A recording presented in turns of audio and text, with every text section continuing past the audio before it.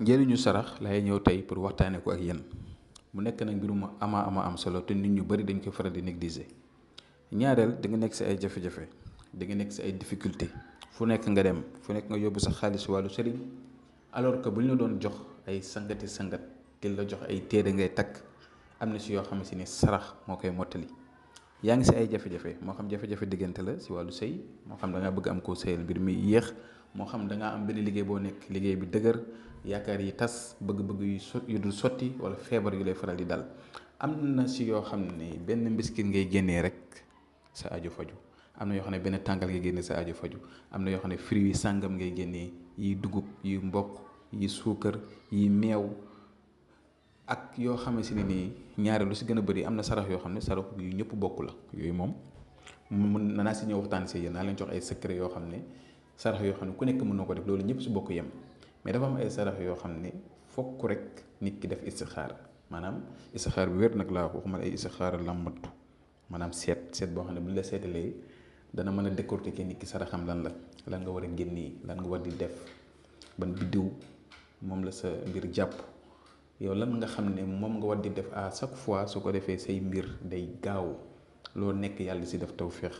loo jublu mu sotti loo jëm mu antu loo xëcc mu ñëw te kenn du la catu kenn du la mën a liggéey kenn du la mën si yow dara loolu nag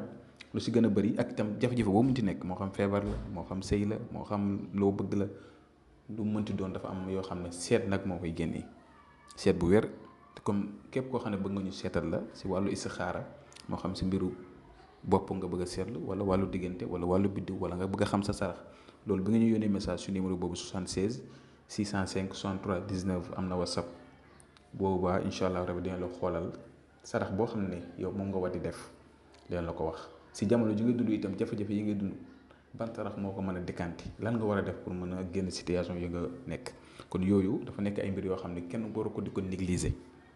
ma leen koy faral di ko wax di leen ko waxaat naa leen jox nag ay secret sarax yoo xam ne ku nekk mën na ko def mburu di ko génnee sarax baax na ñu koy wax ak xubsu ndaxte yonent yàlla Muhammad sallallahu alayhi wa sallam dañu doon wax nañu ñaan baax na di leen ñaan yàlla waaye nag sarax mooy lonk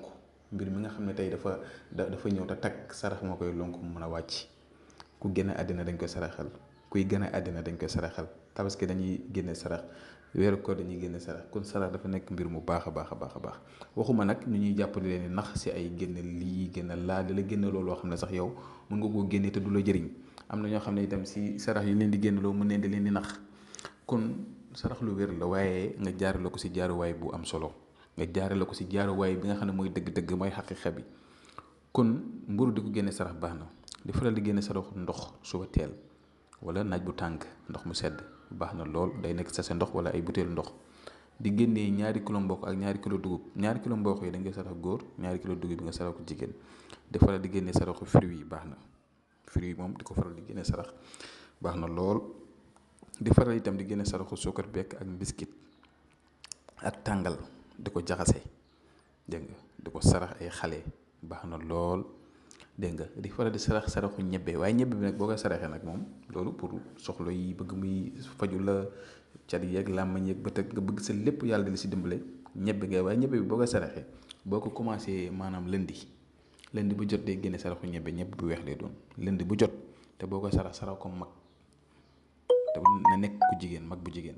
dégg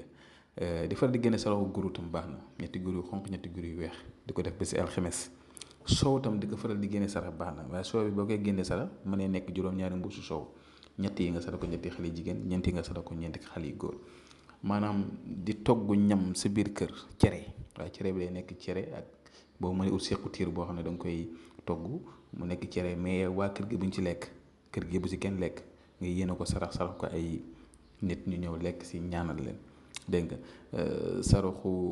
gerte baax na gerte xott yi di ko génne sarax baax na ceeb di ko génne sarax baax na waaye dafa am yoo xam ne nag yow sa saraxu bopp la yow nit ki loolu nag pour nga mën koo xam nag foog ñu defal la benn istixaar boo xam ne dina mën a xam yow sa dëgg-dëgg sa sarax lan la jafe-jafe yi nga dund lu ko waral ak li nga xam ne yaa ngi koy bëgg lan war a mën a def ba loolu mën a sotti loolu nag sa mbiru bopp la nit ki la ñuy jël xool turam ak turu yaayam mën ko xoolal kon loolu itam képp koo xam ne ittuwoon na ko rek bu ñu yónnee message ci numéro boobu noonu 00221 76 605 63 19 incha allah rabi dinañ ko xoolal kon ñu ngi yem fii yéen yàlla dafa ñu jàmm ak tawféex asalaamaaleykum wa rahmatullah wa barakatuhu